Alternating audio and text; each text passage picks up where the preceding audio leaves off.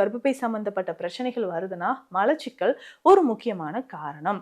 So மலச்சிக்கல் இல்லாமல் பார்த்துக்கணும். அதே மாதிரி அல்சர் சம்மந்தப்பட்ட பிரச்சனையும் கொலஸ்ட்ரால் அதிகமாக இருந்தால் அதையும் சரி செய்யறதுக்கான வழிமுறைகளை நம்ம எடுத்துக்கணும்.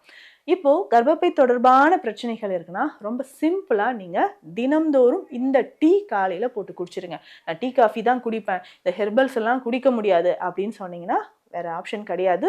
நீங்கள் கம்ப்ளீட்டாக யூட்ரஸை ரிமூவ் பண்ணிவிடுங்க சர்ஜரி பண்ணி. ஆனால் இயற்கையிலே இது சரி செய்யணும், ஸ்டார்டிங் ஸ்டேஜில் தான் நமக்கு ஃபைப்ராய்டு இருக்குது அப்படின்னு நீங்கள் சொன்னீங்கன்னா இந்த டீ டெய்லி நீங்கள் எடுத்துக்கோங்க. இதில் என்னென்ன சேர்க்கணும் அப்படின்றத நான் சொல்கிறேன்.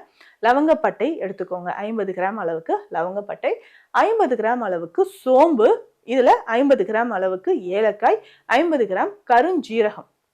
4 பொருளையும் நல்லா வெயிலில் உலர்த்தி மிக்சிலேயே பவுடர் பண்ணிக்கோங்க. கொரகொரப்பாக அரைச்சி எடுத்து வச்சுக்கோங்க.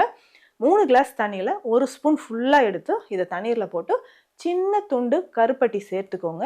இதை டெய்லி காலையில் நல்லா கொதிக்க வச்சு 1 கிளாஸ் வந்ததுக்கப்புறம் வடிகட்டி காலையில் டெய்லி குடிக்கணுங்க.